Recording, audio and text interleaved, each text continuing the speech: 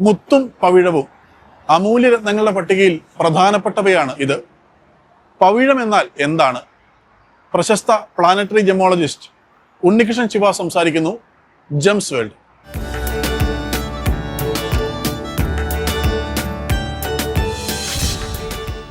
നമസ്കാരം. ജെംസ് വേൾഡിന്റെ പുതിയൊരു അധ്യായം തുടങ്ങുകയാണ്. നമുക്കൊപ്പം ശ്രീ ഉണ്ണികൃഷ്ണൻ ശിവാസ് ഉണ്ട്. സാറേ, നമ്മൾ ഈ മുത്തും പവിഴവും എന്ന് പൊതുവെ ഇങ്ങനെ പറഞ്ഞു കേൾക്കാറുണ്ട്. നമ്മൾ മുത്തിനെ കുറിച്ചാണ് സംസാരിച്ചിരുന്നത്.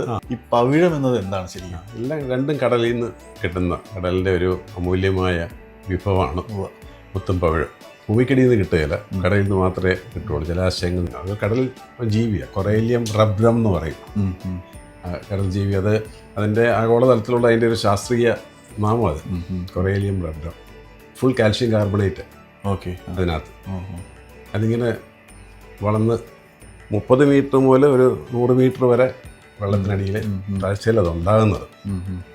ഭയങ്കര എക്കോസിസ്റ്റം പരിപാലിക്കുന്ന ഒരു ആണ് കോറൽസ്. പവിഴപ്പുറ്റെന്ന് പറയുന്നത് കോറൽ റീഫ് എന്ന് പറയുന്ന സാധനം. അപ്പോൾ അത് ഫുള്ള് കാൽഷ്യം. അത് കാൽഷ്യം കാർബണേറ്റ് ആണത് ഫുള്ളായിട്ട് ആ കല്ലിനകത്ത്. അപ്പോൾ പവിഴം ധരിക്കുന്നതും ശരിക്കും നമുക്ക് ഹെൽത്തിയാണ്. അതുകൊണ്ട് പണ്ടത്തെ ആചാര്യന്മാർ മുത്തും പവിഴമൊക്കെ മാലയൊക്കെ ഇട്ട് ഉപയോഗിക്കുന്നതും പഴയ ആൾക്കാരെ കണ്ടിട്ടല്ലേ. അത് കാൽഷ്യം കാർബണേറ്റ് ആണ്. അപ്പോൾ അത് ശരീരത്തിന് ശക്തിയും ബലവും തരുന്നതാണ്. കോറൽസ് ഒരു വലിയൊരു അത്ഭുത ജീവിയാണ്. എന്നുവെച്ചാൽ അത് കടലിലെ ആവാസ എക്കോസിസ്റ്റം വളരെയധികം കൺട്രോൾ ചെയ്ത് കൊണ്ടുപോകുന്നതാണ്. മറ്റ് ചെറിയ മത്സ്യങ്ങൾക്ക് ഉള്ള ഫീഡിങ്ങുകൾ, അതുപോലെ വലിയ കടൽ, നമ്മുടെ കടലിൽ തന്നെയാണെങ്കിലും നമ്മൾ കടലിലെ ആ വലിയ ഓളവും മേളവും കൺട്രോൾ ചെയ്യുന്നത് എക്കോസിസ്റ്റത്തെയാണത് കാണിക്കുന്നത്. കടലിൽ നിന്ന് നമുക്കിത് വളർന്ന് വലുത് ഹോണായിട്ട് വലിയ കൊമ്പായിട്ട് വന്ന് കട്ട് ചെയ്ത് പോളിഷ് ചെയ്തിട്ടാണ് നമ്മുടെ മാർക്കറ്റിൽ ചെറിയ ചെറിയ കോറൽസ് ആയിട്ട് കാണുന്നത്.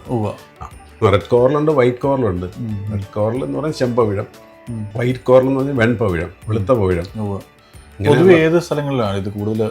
മെഡിറ്ററേനിയൻ സീയിലാണ് കൂടുതലായിട്ടുള്ളത്. പിന്നെ ജാപ്പനീസ് കടൽ തീരങ്ങളിലും ഉണ്ട് ഇത്. ജാപ്പനീസ് കോറൽസും ഇറ്റാലിയൻ കോറൽസുമാണ് വേൾഡിലെ നമ്പർ 1 കോറൽസ്. അതിൽ നമ്മൾ ഈ ചൊവ്വ എന്ന് പറയുന്ന ഗ്രഹമായിട്ടാണ് ഈ കോറലിന് വിശ്വാസപരമായ വിശ്വാസമല്ല, അതാണ് അതിൻ്റെ ബന്ധം. അത് അതിൻ്റെ ശാസ്ത്രീയമായത്. ഇന്നത്തെ വിശ്വാസമൊന്നുമില്ല. കോറൽസ് നമുക്ക് മാച്ചിങ് അല്ലാത്ത ഒരാൾ കയ്യിൽ ധരിച്ചാൽ അപകടം വിത്തിൻ സെക്കൻഡ്സ് ആയിരിക്കും. അപകടമായിരിക്കും. ചൊവ്വ നല്ലൊരു പ്ലാനറ്റാണ്. ചൊവ്വ എന്ന് പറയുന്ന പ്ലാനറ്റ് നമ്മൾ കേൾക്കുന്ന പോലെ പേടിക്കേണ്ട കാര്യമൊന്നുമില്ല. ചൊവ്വ വളരെ നല്ല, ചൊവ്വ ഭൂമി കാരകത്വമാണ്.